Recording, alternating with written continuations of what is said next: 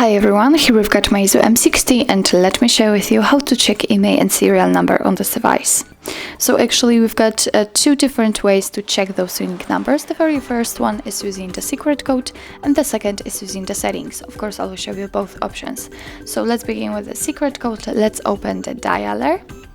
Let's tap on the keypad and let me enter the code, which is *#06#.